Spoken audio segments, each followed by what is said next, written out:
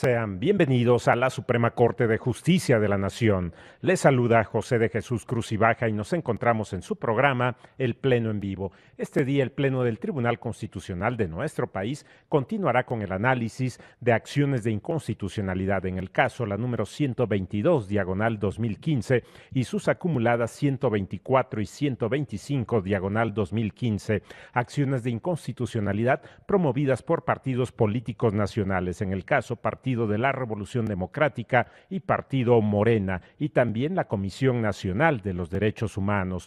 Un asunto importante en términos constitucionales y legales. Constitucionalmente, en el aspecto procesal, se enmarca en lo que establece el artículo 105, fracción segunda de la Constitución Política Federal.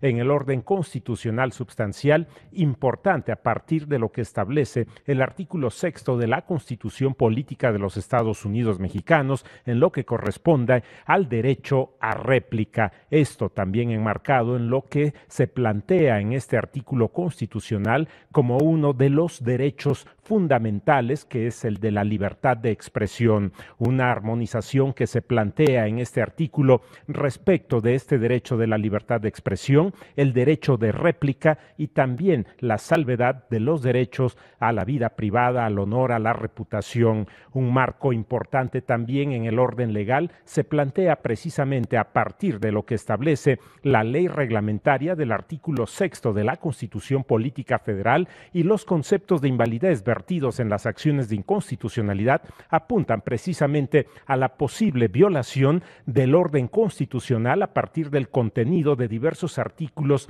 de esta ley reglamentaria del artículo sexto constitucional. Un elemento también importante es la convencionalidad en el marco precisamente de este derecho a la réplica, un asunto que estudia fundamentalmente los conceptos de invalidez planteados en estas acciones de inconstitucionalidad y que el Pleno de la Suprema Corte de Justicia de la Nación estudia, analiza el proyecto que ha sido presentado para el estudio de este asunto, y es precisamente un proyecto que registra 4 grandes rubros. El primero de ellos respecto del alcance del derecho de réplica y el estudio que se estableció de los diversos conceptos de invalidez en ese marco del alcance de este derecho de réplica. Otro punto fundamental, el segundo, fue precisamente el de la regulación del derecho de réplica en el marco desde el orden constitucional y la ley reglamentaria correspondiente, y el estudio que estableció el Pleno respecto de conceptos de invalidez en esa vertiente. El tercero de los elementos que contiene el proyecto es precisamente el procedimiento ante los sujetos obligados a otorgar la réplica correspondiente y ejercer precisamente el derecho de réplica en el marco de lo que establece el artículo sexto de la Constitución Política Federal y la ley reglamentaria correspondiente. Este es el tercero de los apartados y es en el que se encuentra en este momento el análisis que establece el Pleno de la Suprema Corte de Justicia de la Nación. Y el cuarto punto, la cuarta vertiente, es precisamente el estudio que registrará el Pleno respecto de un tema que es el procedimiento judicial vinculado a este derecho de réplica. En el caso, como se ubica y hemos señalado, es precisamente en este momento el estudio del procedimiento ante los sujetos obligados a otorgar la réplica, y el punto fundamental que se registra a partir del contenido del artículo 19 de la ley reglamentaria del artículo sexto constitucional. En este caso es un artículo, el 19, que registra los apartados, las fracciones, que son 8 supuestos a partir de los cuales el sujeto obligado podría negarse a otorgar la réplica correspondiente. Este es el estudio que establece el Pleno de la Suprema Corte de Justicia de la Nación en el contexto fundamentalmente de este artículo 19, con puntos importantes también respecto del contenido del artículo 18 de la propia ley reglamentaria. El artículo 19 plantea, como hemos señalado, aquellos supuestos a través de los cuales el sujeto obligado, en este caso los medios de comunicación, y también se involucra a las agencias que originan la información correspondiente y que ésta es difundida por los medios de comunicación, participan en el esquema de la ley reglamentaria. El contenido del artículo 18 y el contenido del artículo 19 plantean precisamente los supuestos, como hemos señalado, en el marco de que los sujetos obligados obligados a la réplica correspondiente, a otorgar esta en el marco del derecho a la réplica, podrían en su caso negarse a la misma. Un asunto que lleva precisamente al estudio de diversas consideraciones en estos 8 puntos que van desde que la réplica en su momento pueda otorgarse en el caso de que la información pueda ser planteada en un programa en vivo y que pueda negarse el sujeto obligado porque ya en un programa así haya establecido la réplica correspondiente. Otro de los apartados es también que en su momento esta información haya sido aclarada a partir de otras informaciones vertidas también en los medios de comunicación y que haya quedado sin materia la solicitud de la réplica correspondiente. Otro elemento importante estudiado ha sido la situación de información oficial vertida por un servidor público y que podría dar motivo precisamente a la negación del medio del sujeto obligado al otorgamiento de la réplica correspondiente. Otros elementos también se plantean cuando la información que sea inexacta o falsa y que en el momento se pida algo más allá de esa información que fue publicada, que fue difundida, no procede el derecho de réplica, y un punto ligado precisamente a esto que es la información inexacta o falsa es la consideración del agravio, un elemento importante sobre el cual el Pleno de la Suprema Corte de Justicia de la Nación debatió ampliamente y plantea una interpretación conforme respecto de esta fracción tercera del artículo 19 de la Ley Reglamentaria del artículo 6º constitucional, cuando el sujeto obligado a otorgar la réplica correspondiente puede negarse porque se esté solicitando información más allá de la que en su momento fue planteada como inexacta o falsa, y que este es un elemento que vincula precisamente a la existencia de un agravio que no debe ser probado en un sentido estricto de acuerdo a la interpretación que ha realizado la Suprema Corte de Justicia de la Nación en el estudio de este punto. Un elemento importante que se vincula a otro de los elementos, a otro de los puntos ya resueltos por el Pleno de la Suprema Corte de Justicia de la Nación en el marco de estas acciones de inconstitucionalidad, y que es la interpretación del artículo 25, fracción séptima de la Ley Reglamentaria del artículo 6º constitucional, donde se planteaban originalmente las pruebas que en su momento deberían presentarse para el asunto mismo de la réplica de la solicitud correspondiente y las pruebas que deberían aportarse. Un debate importante estableció precisamente el estudio de lo que debe entenderse como agravio, y en ese contexto también del artículo 25, fracción séptima, la consideración del perjuicio mismo, una vinculación que se estableció en ese caso en el estudio correspondiente y que es aplicable para el punto de este artículo 19, fracción tercera, en la consideración del agravio mismo, pero que no debe ser probado ante el sujeto obligado a la publicación precisamente de esta réplica. Este es un elemento fundamental en el estudio que establece el Pleno de la Suprema Corte de Justicia de la Nación en la sesión pasada respecto de este artículo 19 y estas que son las causales a través de las cuales los sujetos obligados podrían negarse a la publicación de la réplica, la interpretación importante que ha establecido respecto del alcance de esta información inexacta o falsa y la consideración del agravio, pero con la interpretación conforme de no solicitar precisamente el sujeto obligado a quien en su momento plantea la solicitud de la réplica precisamente la prueba correspondiente del agravio. Esto en su momento sería elemento de otro momento, de otra etapa procesal correspondiente. Importantes también elementos que en el caso estudiará el Pleno de la Suprema Corte de Justicia de la Nación en el marco del artículo 10 de la Ley Reglamentaria del artículo 6º constitucional y que son motivo de otras consideraciones, de otros conceptos de invalidez, como el de la publicación de la solicitud, del ejercicio de la solicitud del derecho de réplica a partir de un escrito como plantea el artículo 10 y la consideración de quienes promueven las acciones de inconstitucionalidad de que en este artículo no se esté considerando la posibilidad de que esto se ejerza a través de medios electrónicos. Este es un punto importante en el marco de un concepto de invalidez que estudiará en su momento el Pleno de la Suprema Corte de Justicia de la Nación. Y otro de los conceptos de invalidez también en el marco de este artículo 10 de la Ley Reglamentaria se plantea el plazo correspondiente para el ejercicio de la solicitud del derecho de réplica, planteado en 5 días y que se plantea a partir de la publicación de la información inexacta o falsa,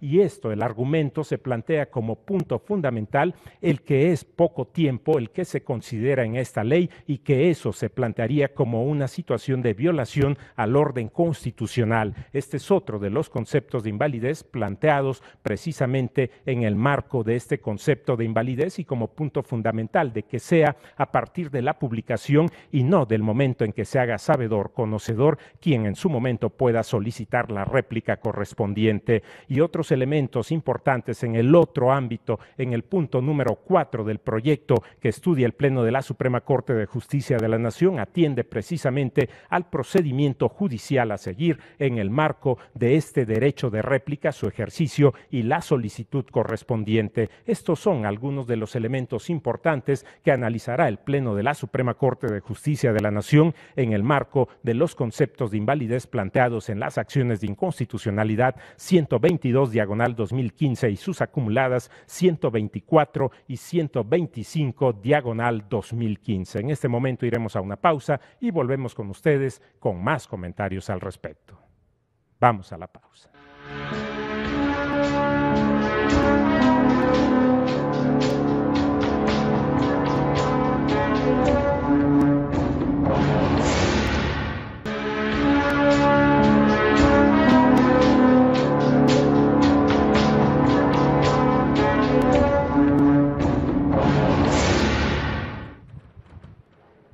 Se encuentra todo dispuesto para que dé inicio la sesión ordinaria del Tribunal Constitucional de nuestro país. En este momento, damos paso. Se abre la sesión. Señor secretario, por favor, denos cuenta. Sí, señor ministro presidente. Se somete a su consideración el proyecto de acta de la sesión pública número 10 ordinaria, celebrada el jueves 25 de enero del año en curso. Gracias, señor secretario. Está a su consideración el acta, señora y señores ministros. No hay observaciones. En votación económica se aprueba. Continuamos. Estamos viendo. Se somete a su consideración el proyecto relativo a las acciones de inconstitucionalidad 122/2015 y sus acumuladas 124 y 125/2015, promovidas por los partidos políticos de la Revolución Democrática y Morena y la Comisión Nacional de los Derechos Humanos, bajo la ponencia del señor ministro Lainez Potisek y conforme a los puntos resolutivos a los que se dio lectura en sesión anterior. Gracias, señor secretario. Estábamos analizando la fracción cuarta del artículo 19 de la ley impugnada y solamente recuerdo a sus señorías que se obtuvieron 7 votos a favor de la propuesta, en contra de 3 votos de los señores ministros Pardo Rebolledo, Pérez Dayán y yo. Y acordamos, para eso suspendimos y levantamos la sesión, que esperaríamos a la señora ministra Luna para que se pronunciara al respecto de este tema. Señora ministra, por favor. Gracias, señor presidente. Sí, es un tema que en lo personal me pareció muy importante. Leí con mucho cuidado la versión taquigráfica de la discusión que tuvieron tanto la señora como los señores ministros en el tema y honestamente sí debo de mencionarles que tuve muchas dudas en relación a mi votación. Revisando precedentes de muchas votaciones anteriores en donde se determina cómo debiera ser un debate, qué es lo que se entiende por calumnia, por injuria, por todo este tipo de cosas. Mi votación en estos asuntos ha sido siempre en el sentido de que cuando se trata de debates hay que procurar que sean de la mayor altura posible, sobre todo cuando estamos en materia electoral, y que el hecho de que que se permitan que se digan este tipo de calumnias o de injurias, pues hace que el debate se disminuya, que el debate se abarate y que lejos de que se propongan cuestiones relacionadas con plataforma, con propuestas, se convierte como en dimes y diretes, y por esa razón yo he votado de esa manera en varios precedentes donde se ha manifestado si debe o no quedar para efectos de estos casos la calumnia y la injuria. Sin embargo, En el presente caso, lo que el artículo nos dice es: el sujeto obligado podrá negarse a llevar a cabo la publicación o transmisión de la réplica, y la fracción cuarta, de manera específica, lo que dice es cuando sea ofensiva o contraria a las leyes. ¿Qué es lo que me preocupa si quedara esta determinación como constitucional? La preocupación es que la calificación de ofensiva o contraria a las leyes se le estaría dejando precisamente al medio de comunicación, que es el que determinaría esta situación. A mí eso me causa un poco de problema, porque es un particular el que tendría dentro de sus atribuciones, podríamos decir, el calificar qué se entiende por una injuria, o para él que es algo injurioso o algo contrario a la ley. Claro, está el principio de que la ignorancia de la ley no exime su cumplimiento. Se supone que todos debemos estar enterados cuando se está en contra o no de la ley, y eso, bueno, siempre tendrá que exigírsele en su momento, pues que razone y que nos determine cuál es la ley que prohíbe y por qué lo prohíbe.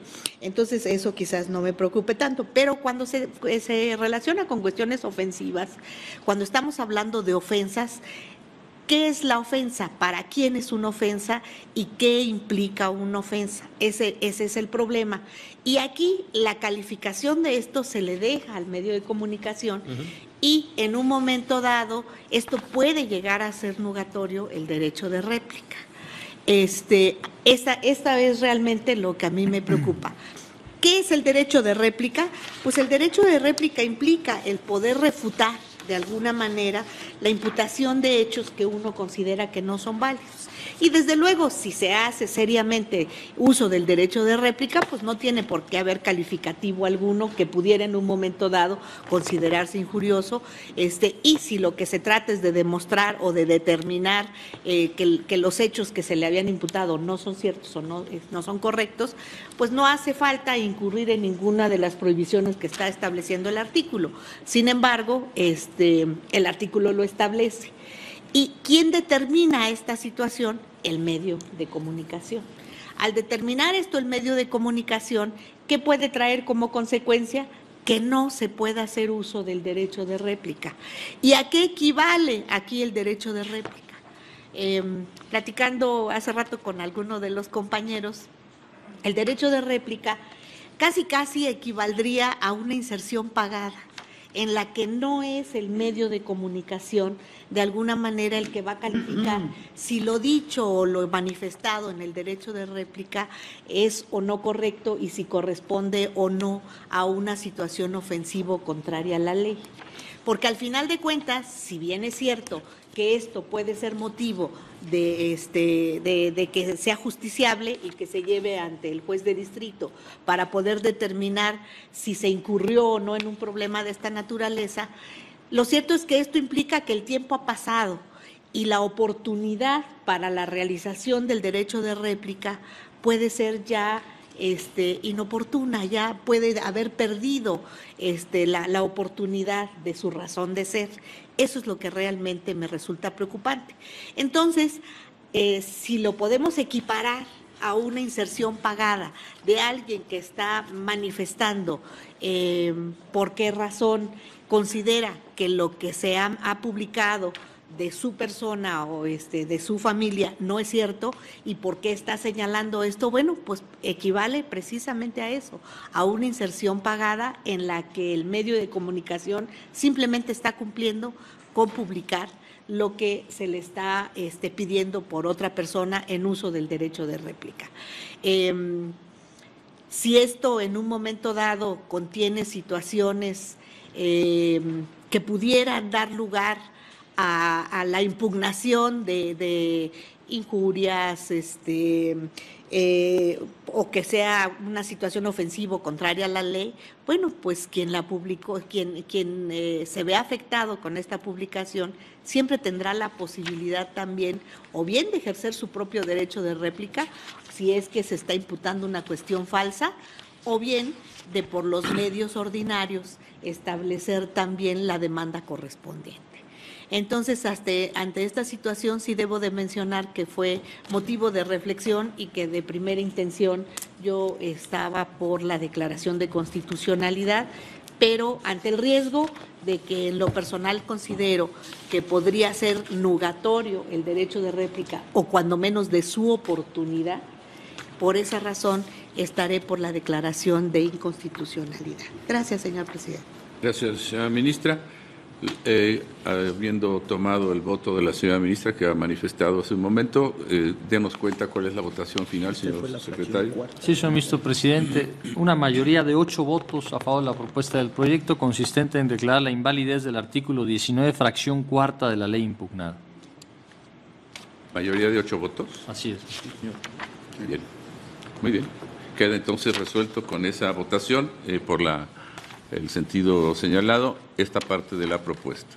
Continuamos, por favor, señor ministro. Sí. Pasamos ahora a la fracción 5, vicepresidente, que es una de las causales que se dan para que los medios puedan negarse a publicar la réplica. Es cuando la persona no tenga interés jurídico en la información controvertida en los términos previstos en esta ley. El proyecto propone declarar constitucional esta fracción de una lectura e interpretación sistemática de la ley. El proyecto propone que es congruente con esta misma ley y con los diversos preceptos de la misma que se exija el interés jurídico. El proyecto, a partir de la página 71, parte precisamente de las definiciones jurisprudenciales que este máximo tribunal ha definido, tanto para el interés jurídico como para el interés legítimo. El interés jurídico se refiere a ser titular de un derecho subjetivo, es decir, alegar una afectación inmediata y directa en la esfera jurídica producida en virtud de tal titularidad. Por su parte, el interés legítimo lo puede aducir una persona cuando esté en aptitud de expresar un agravio diferenciado al resto de los demás integrantes de la sociedad. En suma, el interés legítimo se ha definido como la necesidad de que en la sentencia sí haya una expresión de un cambio en la esfera jurídica del particular, pero no forzosamente tiene que tener una afectación directa e inmediata a un derecho subjetivo.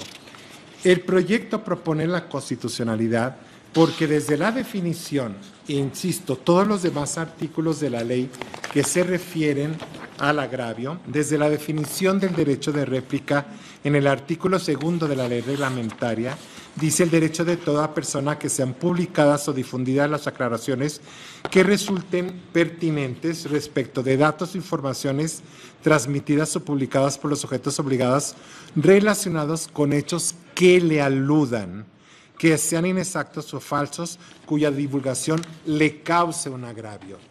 Aun cuando se ha señalado que el agravio se causa desde el momento en que hay una información que es falsa o inexacta y que no tiene que ser forzosamente objeto de una prueba tasada para acreditar en derecho de réplica ese agravio económico, político, al honor o a la honra.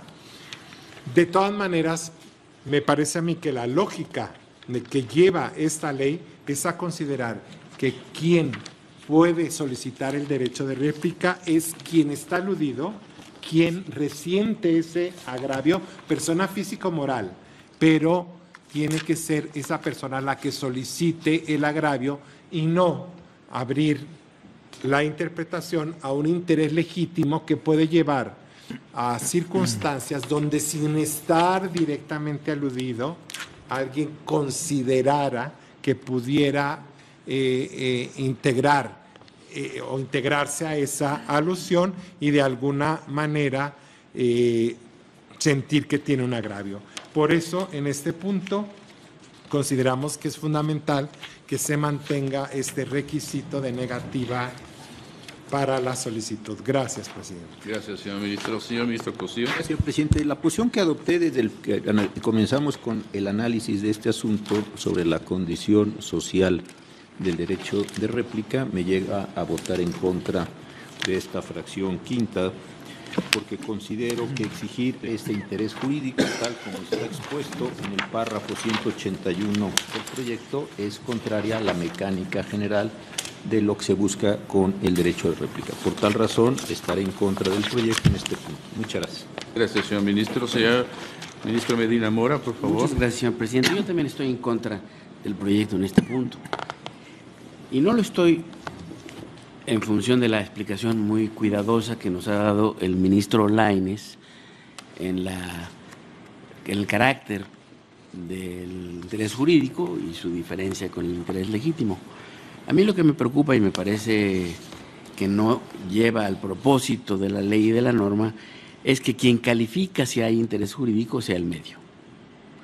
Me parece que un juzgador pues tiene todas las herramientas técnicas para poder discernir cuando hay un interés jurídico, es decir, tal como lo explicaba el ministro Lainez, una afectación directa a un derecho subjetivo. Me parece que el medio puede escudarse simplemente en una interpretación ligera y dice, pues tú no tienes interés jurídico, y claro, habrá la manera de exigir por la vía jurisdiccional correspondiente, pero la oportunidad es un tema central en el derecho de réplica, porque cuando se hace una imputación de un hecho falso o inexacto, incluso sea de manera dolosa o no, pues genera obviamente un impacto, y esto en el tiempo, si no se corrige, pues obviamente produce un daño. Me parece entonces que no corresponde al medio la calificación de si se tiene interés jurídico o no. Por esa razón voto en contra. Gracias, señor ministro. Señora ministra Piña, por favor. Sí, yo también, derivado de la posición que he adoptado, estoy en contra de la validez de este artículo. Para mí, el propio derecho de réplica implica en sí un agravio a la persona que desea ejercer ese derecho, de la persona que desea ejercer ese derecho, y por lo tanto el medio de comunicación, al medio de comunicación no le corresponde calificar si está o no legitimada la persona que solicite el agravio. Este artículo está en el procedimiento de autocomposición que prevé la ley para el ejercicio del derecho de réplica, y yo creo que mientras más hagamos lisa y llanamente, mientras sean más claros y que los sujetos obligados no entre en su discrecionalidad de establecer si procede o no, haremos más ágil el derecho de réplica, porque de lo contrario existe el riesgo de judicializar este derecho ante la disfuncionalidad de precisamente de este proceso de autocomposición. También quiero decir que no comparto totalmente lo que ha manifestado con anterior el ministro Lainez, en el sentido de que al juez nada más le va a corresponder analizar si es cierta o no la información que se dio, si es cierta o falsa. Al juez también le corresponde analizar, en este caso, si la negativa del medio de comunicación a publicar la réplica, si su negativa, porque hubiese él considerado que no tenía interés jurídico y por lo tanto la existencia de un agravio en su parte de legitimación, fue ajustado o no, y en caso contrario tendrá las consecuencias como es la sanción y la publicación de esa réplica. Así se desprende de los artículos de la propia ley, donde se establece que la negativa a publicar la réplica por parte del medio de comunicación o del sujeto obligado es lo que es materia misma del proceso judicial ya ante el juez. Y por lo tanto no solo es si es falsa o cierta. Por ejemplo, nosotros ya reconocimos la validez de la información. Por ejemplo, ya reconocimos la validez en el supuesto de que no se refiere a los hechos. Eso lo reconocimos, la validez de esa fracción. Si el sujeto obligado se niega a acceder al derecho de réplica porque a su juicio estaría esa fracción, pues eso será la materia de la litis en el proceso judicial. Lo mismo será materia de la litis si se niega el sujeto obligado a publicar la réplica si a su juicio no le agravia, y esto será materia del derecho de réplica en su fase de procedimiento judicial. Entonces, mientras más estricto sea, mientras más viable sea este proceso de autocomposición y menos estrictas las causales en que se pueda negar el propio sujeto en un proceso de autocomposición, será más efectivo el derecho de réplica y evitaremos la judicialización de este mismo. Entonces, por las razones que expongo, yo también estaré en contra de reconocer la validez de este precepto. Gracias. Gracias, señora ministra. Señor ministro Saldívar, por favor. Gracias, señor presidente. Yo tampoco comparto esta parte del proyecto, esencialmente por los argumentos que mencionó el ministro Medina Mora. Me parece que el concepto de interés jurídico es un concepto técnico que no es fácil de apreciar ni desde el punto de vista teórico, ni mucho menos desde una perspectiva práctica. Basta ver la jurisprudencia que ha tenido el Poder Judicial de la Federación a lo largo de las distintas épocas sobre interés jurídico y los innumerables debates que sobre este tema se dieron en el juicio de amparo, sobre todo antes de la llegada del interés legítimo.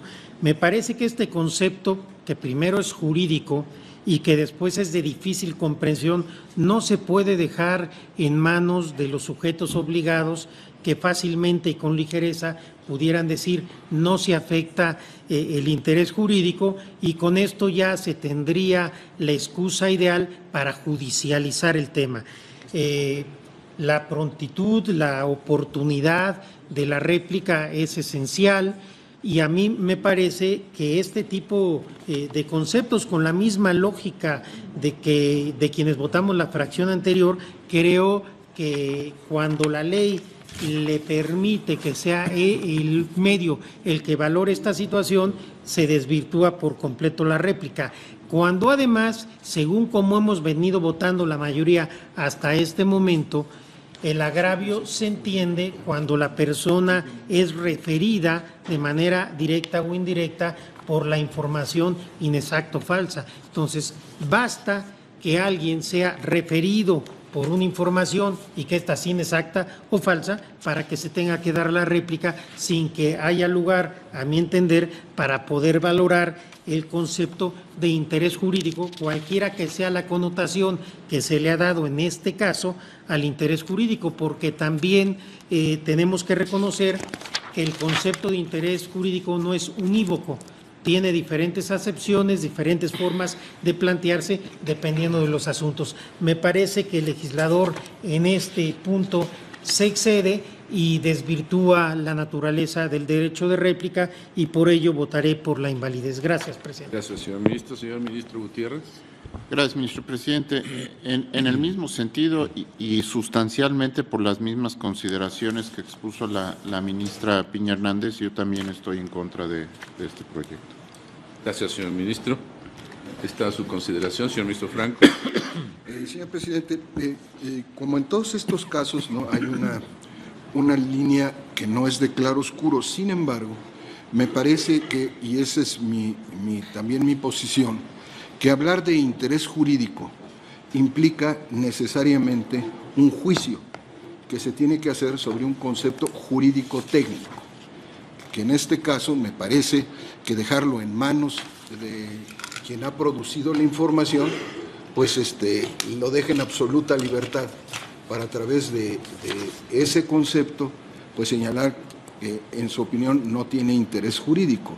Y además quiero reforzar esto con que la fracción tercera, ¿no?, ya acota, porque dejamos constitucional que cuando no se limite a la aclaración de los datos o información que aludan a la persona, lo cual es un hecho objetivo, no está sujeto a un juicio en principio, ¿verdad? Podrá haber casos excepcionales, pero consecuentemente yo también coincido con quienes se han manifestado por la invalidez de esta porción normativa que está en la fracción quinta. Gracias, señor ministro. Señora ministra Luna, por favor. Gracias, señor presidente. Es un poquito relacionado también con la participación de la fracción anterior. Es el medio de comunicación el que va a determinar si hay o no interés jurídico o interés legítimo. Pues yo creo que no tendría por qué ser quien determine una figura de esta naturaleza, que bueno, se ha dicho que tiene pues acepciones distintas. Si uno ve la tesis del Pleno, pues es complicado, cuando menos determinar qué es interés legítimo. Interés jurídico yo creo que lo tenemos como más definido, pero interés legítimo está complicadísimo poder decir si lo hay o no lo hay. Ahora, ¿qué es lo que puede surgir en un problema de esta naturaleza? El ministro Franco dijo algo que a mí me parece muy correcto. Dice, la fracción tercera dice, cuando no se limite a la aclaración de los datos o información que aludan a la persona que sea inexacta o falsa y cuya difusión le ocasione un agravio. Lo del agravio ya está platicado y eso ya hay un criterio uniforme en el que yo no intervine, pero coincido con mucho de lo que se ha dicho. Pero aquí, ¿cuál es el problema? Que si se está hablando de una persona, sea solo esa persona la que se encuentre legitimada a solicitar el derecho de réplica. Si es eso, bueno, pues entonces tal vez podríamos estar hablando de un interés jurídico. Pero creo yo que la idea, según el preámbulo que manejaron también en el Pleno, puede el derecho de réplica estar relacionado con esa persona, a lo mejor por un familiar, por un hijo, por un padre, que finalmente tiene los datos y tiene la certeza de cómo refutar lo que se está diciendo respecto de esa persona. Entonces, pues sí puede haber un interés, y yo aquí ya dudaría muchísimo si hablamos de un interés jurídico, pero al final de cuentas, sí es alguien que está ejerciendo el derecho de réplica en función de una situación que le interesa y le atañe de manera muy cercana. Y creo que se soluciona así con esa fracción tercera. Cuando se está diciendo es exclusivamente relacionado con esto, no te puede salir, o sea, no es que cada quien vaya a opinar y a decir lo que quiera de cualquier asunto, sino que existe pues una situación en la que hay el conocimiento preciso de un hecho que se está imputando a alguien y que se considera es falso. Entonces, por esa razón, sí exigir interés jurídico y que se califique además por un medio de comunicación, creo que sería darle una tarea que incluso no es fácil de poder determinar. Entonces, yo considero que sí pudiera también declararse su invalidez. Gracias, señor presidente. Gracias, señora ministra. ¿Alguien más, señor ministro Pardo? Gracias, señor presidente. Yo tampoco comparto la propuesta del proyecto en este punto. Mayoritariamente este Tribunal Pleno, al fijar nuestra postura en temas precedentes en este mismo asunto, determinamos que era válido que el derecho de réplica contemplara como uno de sus requisitos la causación de un agravio. Y señalamos también la mayoría que la interpretación debe ser en el sentido de que basta con que la interpretación inexacta o falsa aluda a una persona para que se tenga por acreditado ese agravio. Si ahora en esta fracción se introduce como una causal para negar el acceso al derecho de réplica el que se tenga interés jurídico, me parece que está escalando en cuanto a los requisitos que se han estado fijando precisamente para su procedencia. Hasta el tema del agravio yo me he manifestado conforme y me parece razonable.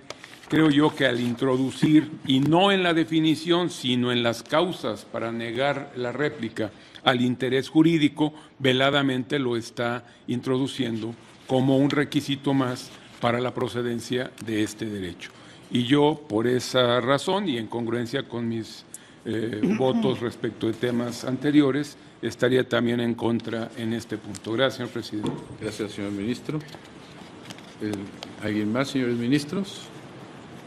Si no hay más intervenciones, yo también quiero expresar mi opinión en el mismo sentido que se ha señalado, con prácticamente las mismas razones, en el sentido de que de manera inicial habíamos acordado que sí se pidiera que hubiera un agravio respecto de la persona y que de alguna manera le afectara porque se dirigiera a él o porque tuviera que ver con él, aunque fuera de una manera colateral. pero el que se determine por el propio medio que tiene o no tiene interés jurídico, ya presupone una evaluación inclusive de fondo que se dejaría a la parte como juzgadora determinar, independientemente de la dificultad técnica que obviamente genera este tipo de definiciones y del concepto en que cada caso se vaya generando. Por eso yo también, coincidiendo prácticamente con lo que se ha dicho, también votaría en contra de esta parte del proyecto. ¿Alguien más, señores ministros? Señor ministro Lainez, ¿algún comentario antes de tomar la votación? Me parece que hay una mayoría de 8 votos. Perdón. No, en el sentido contrario, yo lo que haría es ajustar el proyecto en ese sentido. Bien. En el sentido de la mayoría. Luego entonces entendemos que el proyecto se modifica para declarar la inconstitucionalidad de la norma. Muy bien, con esa modificación, señor secretario, tome la votación, por favor. Sí, señor. Señor ministro Gutiérrez Ortiz. A favor del proyecto modificado. Señor ministro Cosío. ¿En el mismo sentido? Señor ministro Ana Ramos. Igual. Señor ministro Franco González. Con el proyecto modificado. Señor ministro Saldívar. Con el proyecto modificado. Señor ministro Pardo Rovira. A favor del proyecto modificado. Señor ministro Piña Hernández. Con el proyecto modificado. Señor ministro Medina Mora. A favor del proyecto modificado. Señor ministro Lainez. Con el proyecto modificado. Señor ministro Pérez Dayán. De acuerdo con el proyecto modificado. Señor ministro presidente Guillermo Morales. Con el proyecto modificado y por la inconstitucionalidad de la norma. Señor ministro presidente, me permito informarle que existe unanimidad de 11 votos a favor de la propuesta modificada del proyecto, consistente en declarar la invalidez de la fracción quinta del artículo 19 de la ley impugnada. Muy bien, con ello queda aprobada esta parte de la propuesta modificada. Y continuamos, señor ministro Lainez. La última fracción, análisis del artículo 19, porque hay que recordar que la fracción 7 y 8 ya fueron objeto de análisis y votación. La fracción 6 se refiere cuando la información previamente haya sido aclarada, siempre y cuando se le otorgue la misma relevancia, que a la que le dio origen. El proyecto, en este sentido, propone declarar infundados los agravios de los accionantes en el sentido de que es discrecional y de que obligaría a hacer un segundo derecho de réplica. Se consideran que son infundados estos agravios. Lo que corresponde evaluar este pleno es si el precepto establece supuestos claros que eviten que las decisiones estén basadas en criterios subjetivos. La fracción establece 2 condiciones que deben ser verificados: que la información ya fue aclarada y que se otorgó la misma relevancia que le dio origen.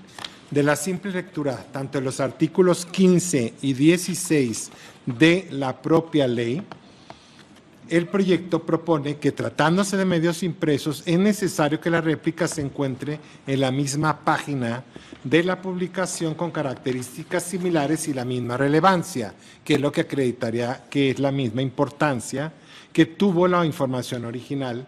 En el caso de transmisiones de radio o televisión, la réplica debe difundirse en el mismo programa y horario. Por lo tanto, la propuesta del proyecto es que la fracción sexta sí es clara en cuanto a los requisitos que deben ser verificados para garantizar que, por un lado, no se exija al sujeto obligado a realizar una segunda publicación y, por otro, que se dará la misma importancia que a la publicación original. Es la propuesta. Señor ministro, está a su consideración, señoras y señoras ministras. Señor ministro Medina Mora. Yo entiendo bien el argumento que nos plantea el señor ministro ponente y me parece perfectamente razonable. Solamente hay una cuestión. El derecho de réplica, conforme a la ley, está basado en 2 consideraciones. Una, que existe información falsa o inexacta y que sea publicada. Y si esta información falsa o inexacta se corrige, pues esa parte del derecho de réplica queda resuelto.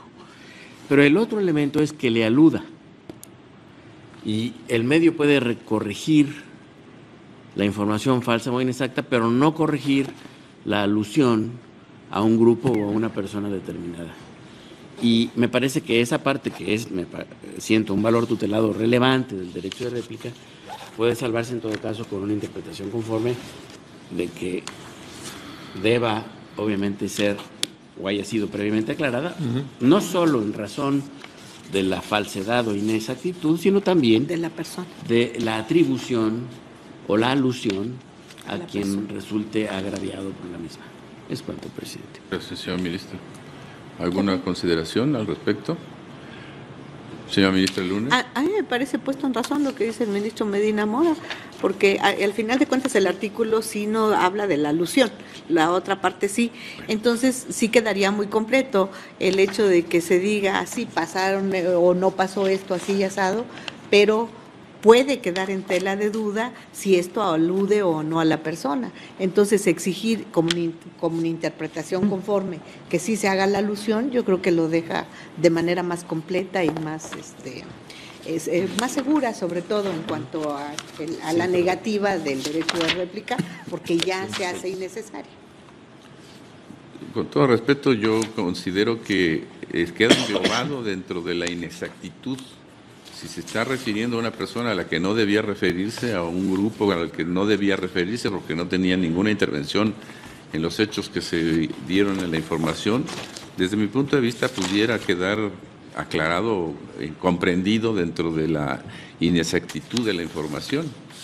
Pero bueno, mientras más detalles se pudieran agregar, pero yo me bastaría con ello. Estamos en la 6. Señor ministro Lainez.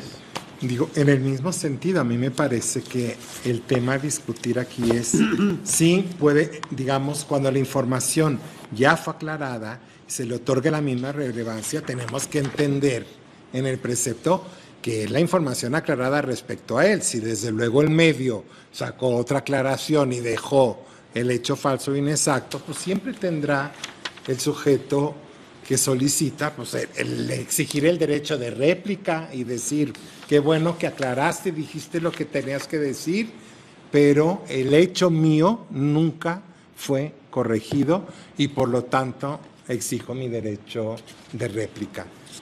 Yo con mucho respeto para quien ha propuesto, me parece que aquí en esta fracción lo que estamos verificando es que se hace correcto y se hace y se le da la importancia, no el contenido, porque si el contenido no satisface, el sujeto que solicitara réplica estará en su derecho de volverlo a plantear. Gracias, presidente. Pues tomemos la votación y pueden hacer las aclaraciones pertinentes, por favor.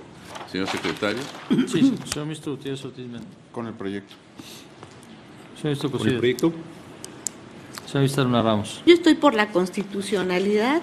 A mí me parecía que la propuesta del señor ministro Medina Mora es puesta en razón. ¿Por qué? Porque finalmente deja más en claro que hay una corrección aludida a la persona, pero si la mayoría insiste en que es suficiente con lo que dice el proyecto, yo me apartaría de alguna consideración.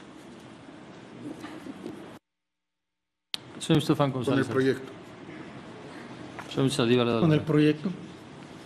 Señor ministro Padre Rebolledo. A favor del proyecto. Señor ministro Piña Hernández. Con el proyecto. Señor ministro Medina Mora.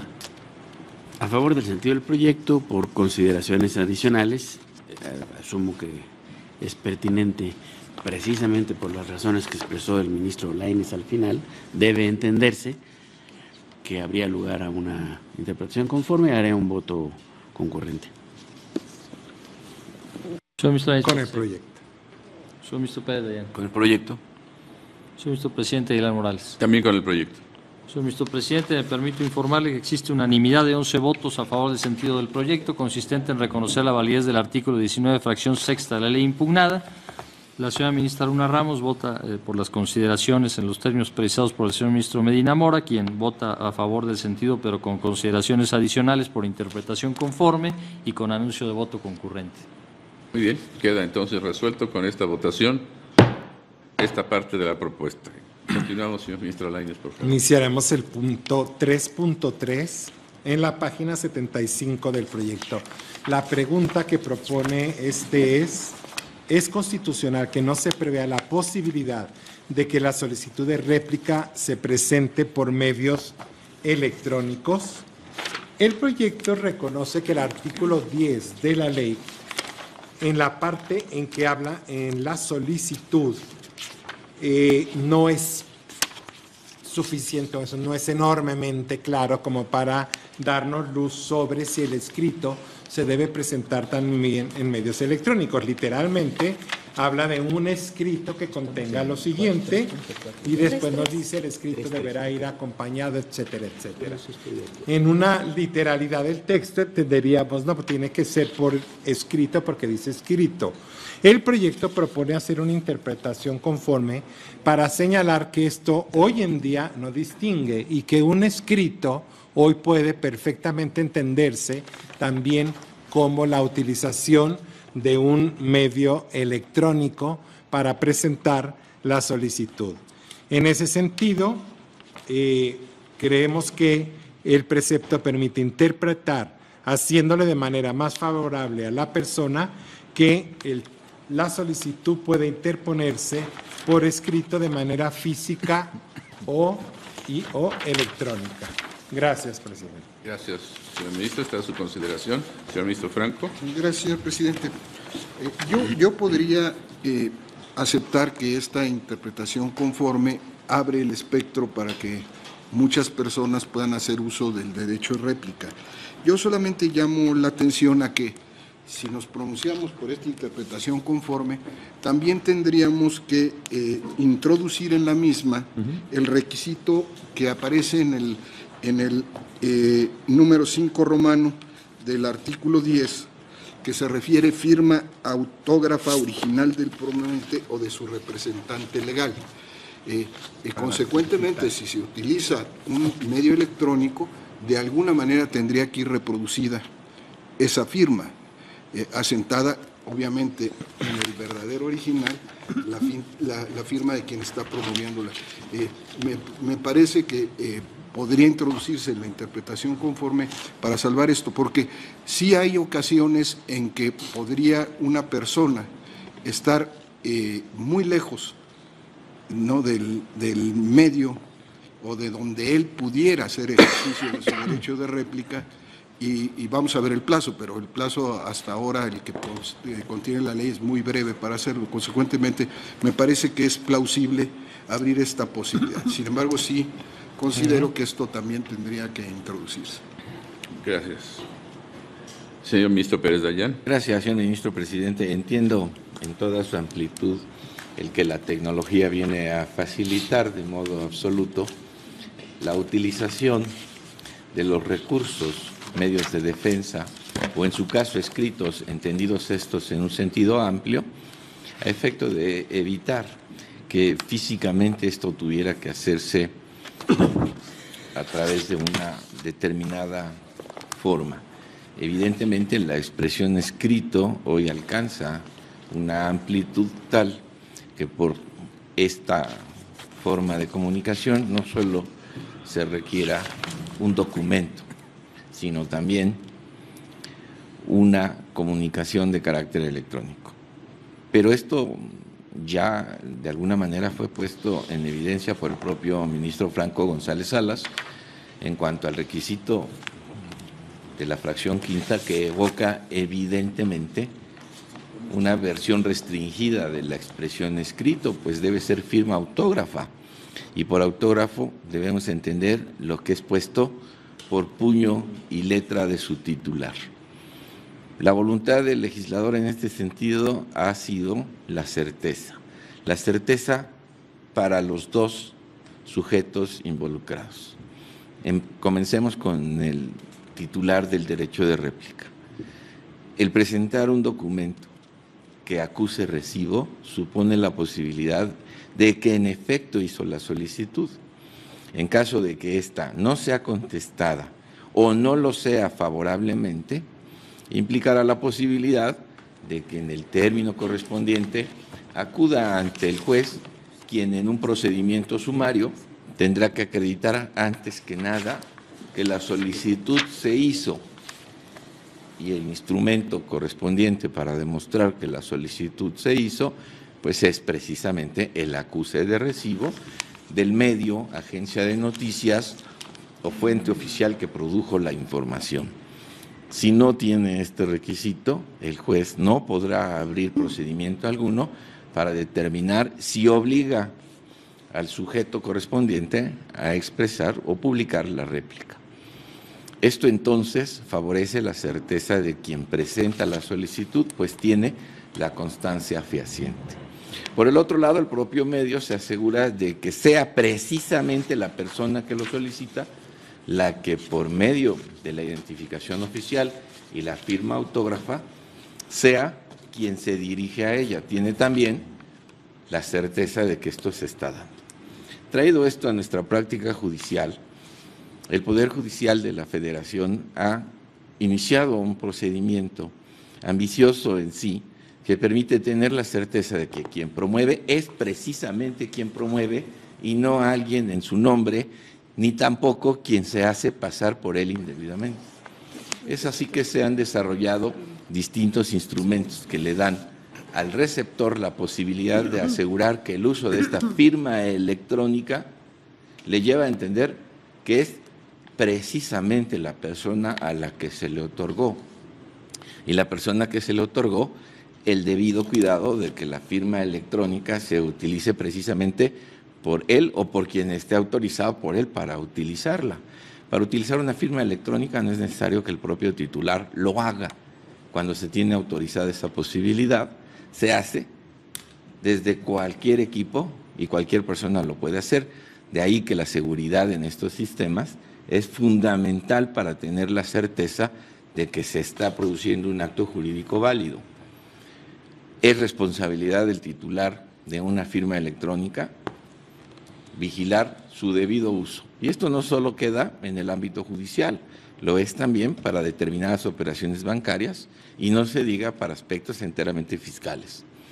Ahora, si utilizamos esta herramienta, ¿cuál podría ser en todo caso el medio del cual se puede valer? Vámonos directamente a la persona que es la que presenta el escrito, para poder demostrar que en efecto el medio recibió como pudo haber sido y que no ha contestado.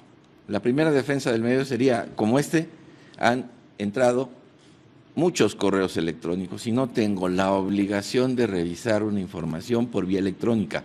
Aún no hemos establecido legalmente una fórmula para que el derecho de petición, por ejemplo, y citando alguna de las fórmulas que más frecuentemente se están presentando, pueda ser instruido mediante un sistema electrónico.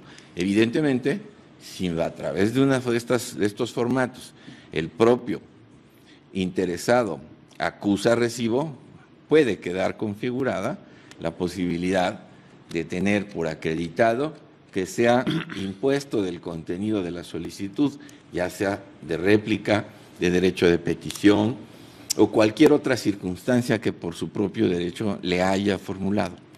Mas no es común acuses de recibo. Hoy nosotros entonces, mediante un sistema complejo que ha implicado una importante aplicación por parte de los tribunales, tenemos un sistema de registro y sabemos que quien promueve en un expediente electrónico es precisamente quien puede hacer uso de esta firma electrónica. El punto va en este sentido. Hoy abrir la posibilidad de que este escrito pueda ser llevado por vía electrónica supondría necesariamente todo lo que el Poder Judicial y muchas otras instituciones han hecho, ya por obligación legal, ya por voluntad del órgano, de tener un sistema que precisamente recogiendo esta certeza entregue la posibilidad de saber que efectivamente la promoción se presentó y que por ello queda obligado el sujeto a darle contestación. Fuera de esto, pudieran decir, la Suprema Corte autorizó en una interpretación amplia que por escrito recurramos a las fórmulas electrónicas y así lo presenté efectivamente. Aquí está, desde mi propia computadora envié la solicitud de réplica con la dirección del medio de comunicación a quien se le tendría que hacer la réplica.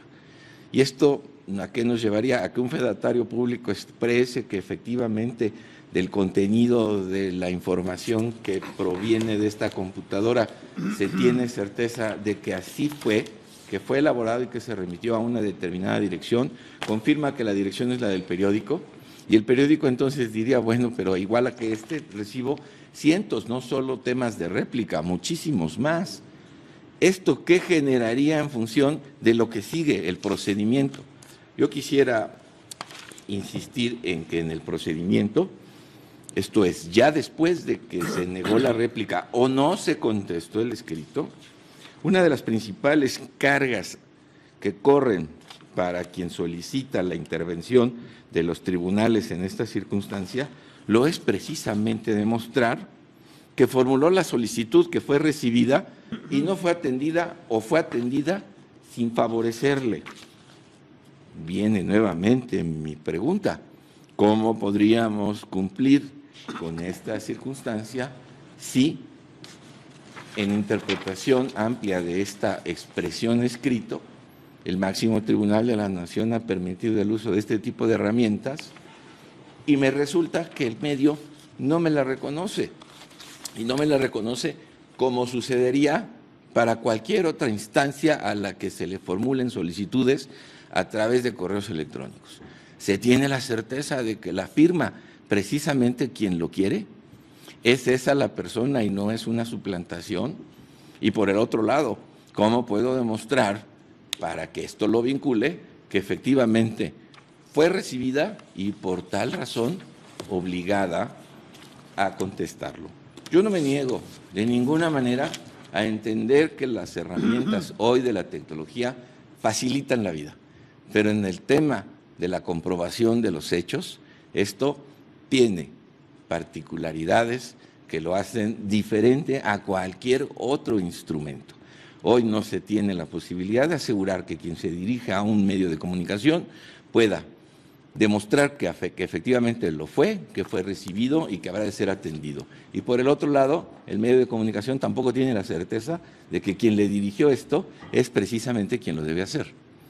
Bajo esta perspectiva, independientemente de reconocer lo que la propia tecnología hoy nos brinda, para efectos de lo que la propia ley dispone en cuanto a las cargas que debe cumplir quien solicite el procedimiento judicial, pues deberá acreditar que se recibió la solicitud y quién la recibió.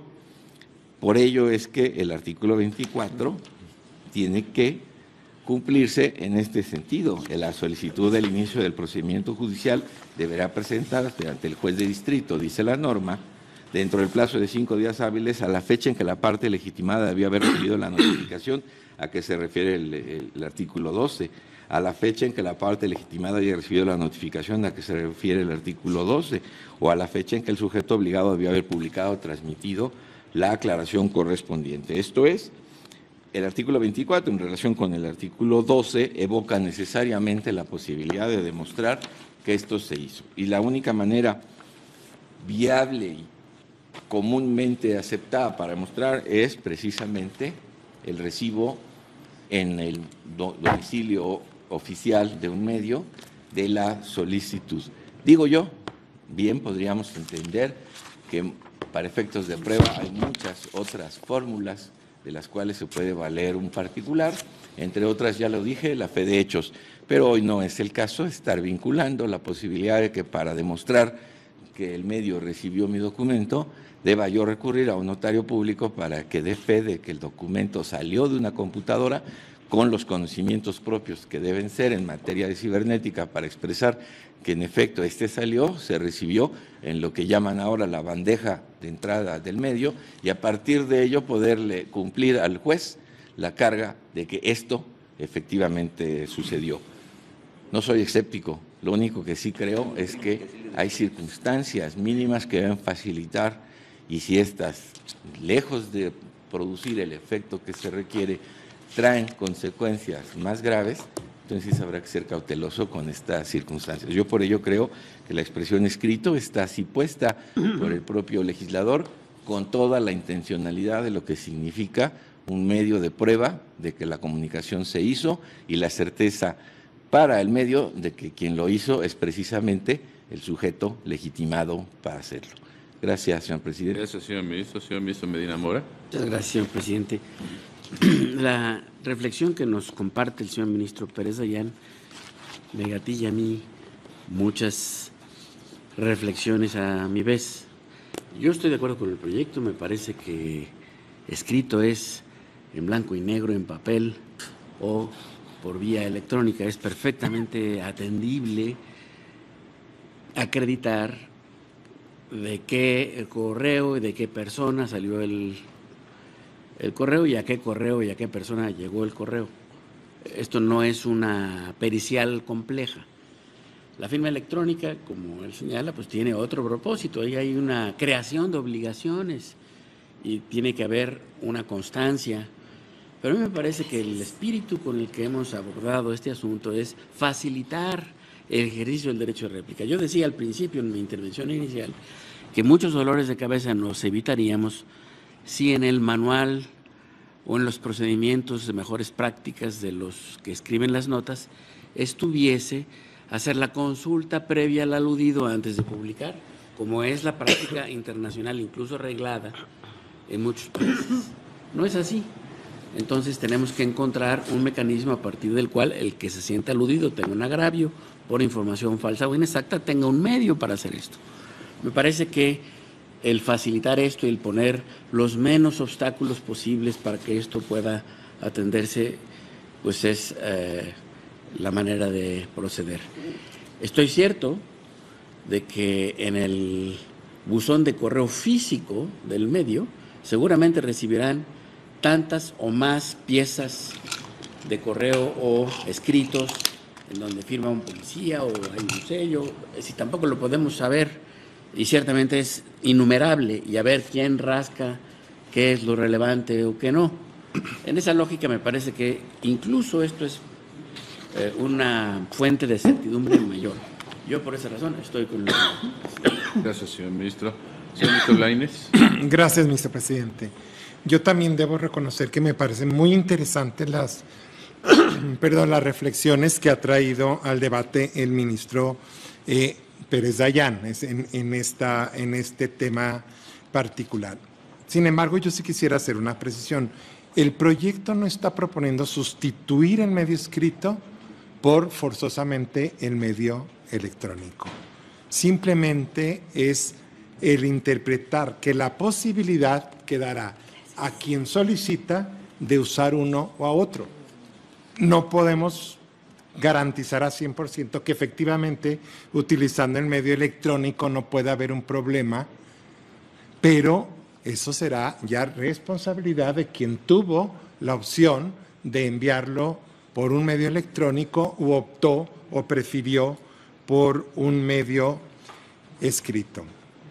Me parece a mí que es muchísimo mejor, como lo dijo el ministro Medina Mora, facilitar y dejar que quien hace la solicitud pueda hacerlo por medios electrónicos. El punto que señala el ministro Fernando Franco es bien importante, porque dice firma autógrafa, tendría que ser o firma digital o firma autógrafa escaneada. Y déjenme decirles algo, el artículo 10, último párrafo, señala, el escrito, aunque sea electrónico, deberá ir acompañado de copia de identificación oficial del promovente y, en su caso, del documento que acredite la personalidad jurídica del representante legal o el parentesco del afectado fallecido o que se encuentre imposibilitado para ejercerlo por sí mismo. O sea, no es una simple solicitud por un correo electrónico. Si lo hace así, bueno, perderá la posibilidad o la oportunidad si el medio no está obligado a probar que lo recibió. Sí, tiene que acreditar además y acompañar y explicitar de la fracción 1 a sexta del propio precepto todo lo que tiene que hacer a través de ese medio electrónico. Desde luego, y tiene razón en el ministro Pérez Dayán en este punto, no se trata de obligar a que el medio tenga, como lo tiene el Poder Judicial, todo un sistema informático para recibir los amparos en vía electrónica. El medio tiene los medios que tiene y no hay ningún precepto en la ley que lo obligue a tener un mecanismo especial o un sistema especial para recibir estas solicitudes.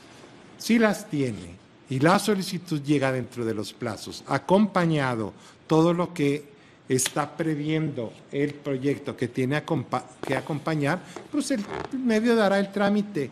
Si no es así, pues dirá a mí no me llegó a tiempo o a mí, y será cuestión de prueba ante el juez, pero no se trata ni de ocasionar una carga, perdón, tanto para el solicitante como para el medio en este punto. Creo yo que me parece más benéfico el permitir que se utilicen los medios electrónicos sin desconocer, creo yo, los riesgos que nos hizo ver el ministro Pérez Dayán. Gracias. Gracias, señor ministro. Señor ministro Pérez Dayán. Gracias, señor ministro presidente. Desde luego escuché con toda atención las muy atendibles razones que se dan sobre esta materia y la bondad de los medios electrónicos. Solo quisiera insistir que expresé no estar de manera resistente al uso de ello, pero se utilizó una palabra que a mí me parece básica: facilitar. Y por facilitar debemos entender lo expedito, aquello que tenga las menores posibilidades de trabarse. Y creo que ello, de alguna manera, terminará sucediendo, pues cuando se llegue al procedimiento judicial, frente a la expresión del medio de que no lo ha recibido. Aquí se dijo, es bastante sencillo acreditar con una pericial que de una computadora salió un escrito y se recibió en la bandeja de la otra. Supongo que eso, por sencillo que resulte, es bastante más gravoso que un escrito, y su presentación, pues ya tendré que comenzar con el juez, llevando la pericial, si es que acaso este medio es correcto, considerando las formalidades de una pericial, que exprese que de esta computadora salió una información precisamente como yo la planteo, que fue recibida igual en otro servidor, entendiendo aún más que la dirección a la que lo mandé sea la vigente. Por lo menos la instalación física del medio puedo conocerla, sé que están ahí, me lo recibieron. La dirección electrónica pueden decirme, esa fue, sí, hace 17 años. De cualquier manera, me quiero ubicar en la expresión facilitar, y por facilitar quiero envolver el procedimiento completo. La práctica judicial nos muestra todas las dificultades que en materia de prueba se dan en este tipo de circunstancias. Y precisamente para mí, el ánimo de facilitar está en el uso de este tipo de instrumentos que demuestran indudablemente que se hizo una solicitud. La pericial, desde luego, como lo dijo el ministro Medina, es posible, pero es gravosa. Gracias. Gracias, señor ministro. Señora ministra Luna. Gracias, señor presidente. Esta es una situación, creo yo, bastante interesante. Yo traía una duda muy similar a la del señor ministro Pérez Dayán. De la lectura del artículo 10, yo lo que advierto es que el legislador no deja lugar a duda de que lo que él está proponiendo para que se ejerza este derecho es el documento escrito. O sea, no hay la más mínima alternativa de que él esté dando la opción de presentarse. Igual se le olvidó, no digo que no quisiera, simplemente, pero así como está redactada la ley, pues podríamos realmente ver qué es lo que tiene que establecer este escrito. Nombre del peticionario, domicilio para oír notificaciones, nombre y día de la emisión de la página, hechos que desea, firma autógrafa. Este es el problema que para mí no resulta fácil de solucionar a través de un documento realizado por un medio electrónico. El texto con las aclaraciones y luego dice, el escrito deberá ir acompañado de copia de identificación oficial del promovente y en su caso del documento que acredite la personalidad jurídica del representante legal o el parentesco del afectado fallecido o que se encuentre imposibilitado para ejercerlo hacerlo por sí mismo. Entonces, el artículo en su redacción no tomó en consideración el medio electrónico, está redactado para que se presente de manera física en un documento.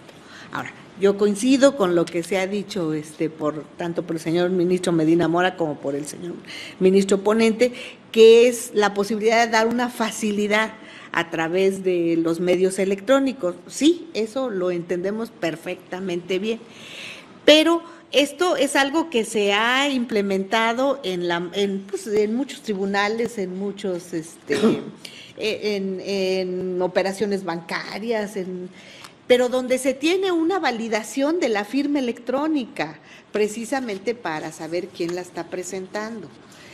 ¿Qué implica aquí para el medio de comunicación? Pues implica espacio e implica tiempo para poder llevar a cabo una publicación del derecho de réplica. Entonces, ¿qué tiene que hacer? Pues cerciorarse de que quien lo está solicitando, pues realmente es quien debe hacerlo, quien está legitimado para ello.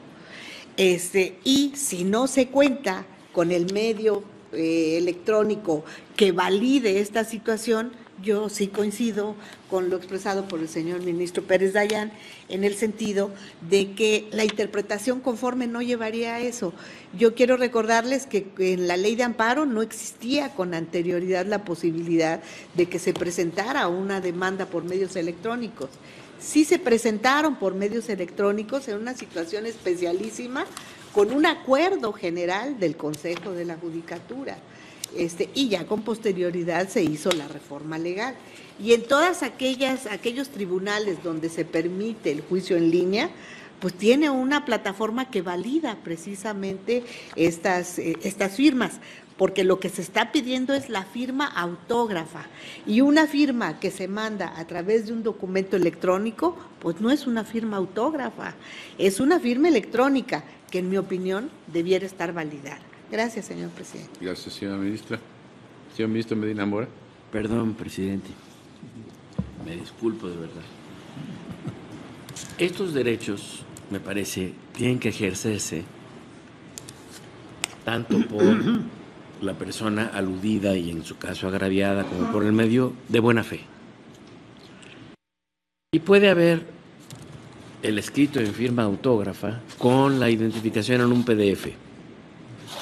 Claro, el PDF no es la firma en el papel, pero los usos y costumbres internacionales hoy reconocen vinculaciones contractuales, civiles y mercantiles entre las personas que hacen y están en el comercio a partir de correos electrónicos y o PDFs.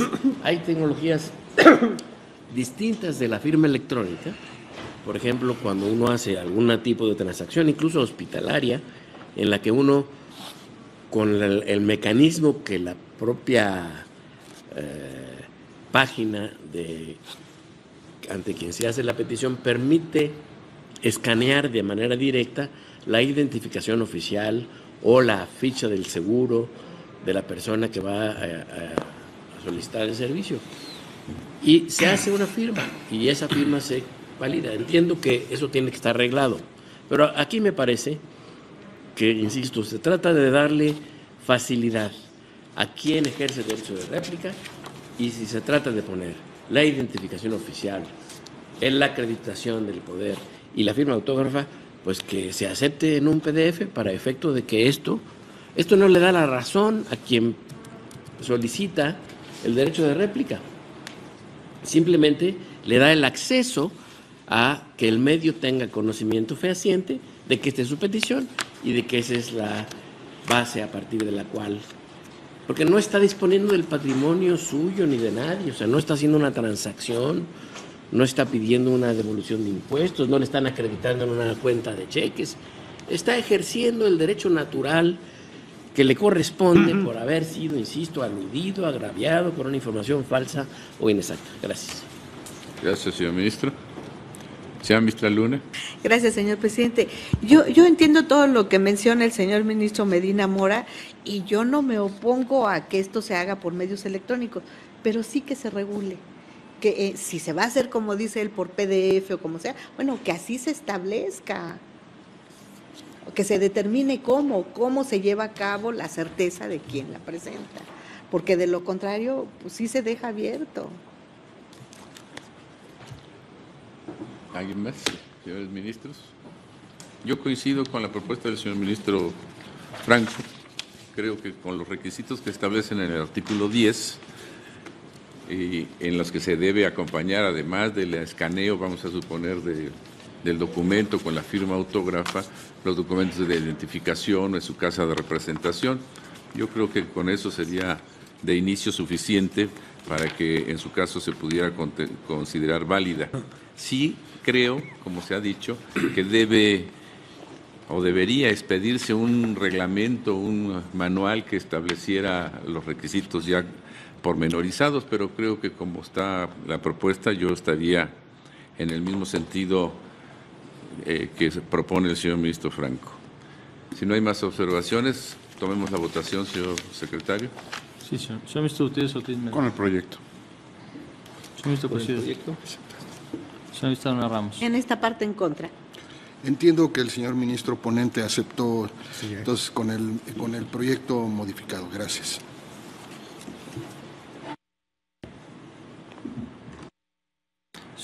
Señor ministro Franco González Salas. Proyecto modificado. Gracias. Señor ministro Saldívar Lado de la Rea. Yo estoy con el proyecto y si me permite la presidencia quisiera hacer una consulta. ¿Cuál sería la modificación? Referirnos también a la firma autógrafa, es decir, en el sentido de que puede ser digital. Lógicamente la interpretación es que puede ser digital o escaneada, pero va la firma. De acuerdo. ¿Es correcto, ministro Franco? Es así. Pero no podemos dejarlo así. Es decir, con que se escanee el documento, o sea, un PDF, como decía el ministro Medina. Es correcto. Estoy de acuerdo con la modificación del proyecto. Señor ministro Pablo Rebolledo. A favor del proyecto y la modificación. Señor ministro Piña Hernández. Con el proyecto modificado. Señor ministro Medina Mora. A favor del proyecto modificado. Señor ministro Lainez Potisek. Con el proyecto modificado.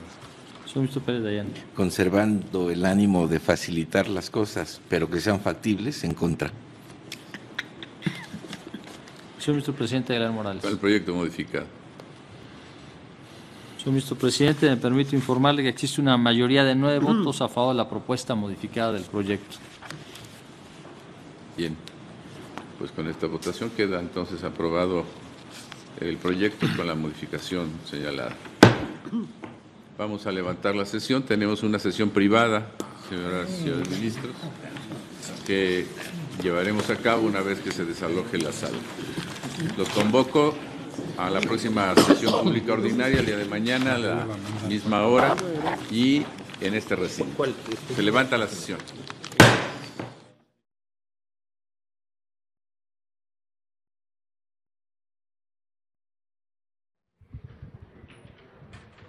Concluyó la sesión ordinaria del Tribunal Constitucional de nuestro país, donde el Pleno avanza en el estudio de estas acciones de inconstitucionalidad 122/2015 y sus acumuladas 124 y 125/2015. Esto sobre el concepto del derecho de réplica en el marco del artículo 6 de la Constitución Política Federal y en el estudio de la ley reglamentaria del artículo 6 de la Constitución Política Federal. El Pleno en esta sesión ordinaria continuó con el estudio del artículo 19 y las fracciones correspondientes que hemos señalado son 8 fracciones que ha estudiado el Pleno de la Suprema Corte de Justicia de la Nación en lo que corresponde a la posibilidad de negarse los sujetos obligados a publicar la réplica correspondiente en el marco del derecho de réplica. Esto con las determinadas y correspondientes situaciones de constitucionalidad e inconstitucionalidad en lo que es precisamente el marco de estas 8 fracciones y posteriormente el Pleno el asunto planteado en el marco de otro concepto de invalidez fundamental, que es en este caso la posibilidad del derecho de réplica, la solicitud de réplica en el marco del artículo 10 de la ley reglamentaria del artículo 6. Esto para que en su momento la solicitud pueda plantearse a través de medios electrónicos, una interpretación conforme que plantea precisamente esa posibilidad, es el resultado del debate en el Pleno Pleno la posibilidad de que pueda presentarse la solicitud de réplica por medios electrónicos se define en esta sesión ordinaria. Un asunto, como hemos señalado, en el marco de la interpretación conforme que debe realizarse respecto de los puntos importantes de la firma autógrafa, esto a través de la digitalización del escaneo correspondiente como uno de los elementos importantes en la definición que establece el Pleno. Otro de los elementos importantes en el estudio del artículo 19 y las diferentes fracciones plantea también elementos importantes respecto de, en un momento dado, la fracción cuarta y también la fracción quinta como elementos de estudio en esta sesión ordinaria, y también los puntos importantes respecto de esto, que es la posibilidad de que puedan negarse los sujetos obligados a la publicación de la réplica correspondiente, esto que se vincula también con un estudio que previamente ha realizado el Pleno del artículo 25, fracción séptima de la ley reglamentaria. Estos son algunos de los elementos importantes a tener en cuenta en el seguimiento de estas acciones de inconstitucionalidad. Agradecemos a todos ustedes la atención a su programa, El Pleno en Vivo. Se despide José de Jesús Crucibaja. Por su atención, gracias.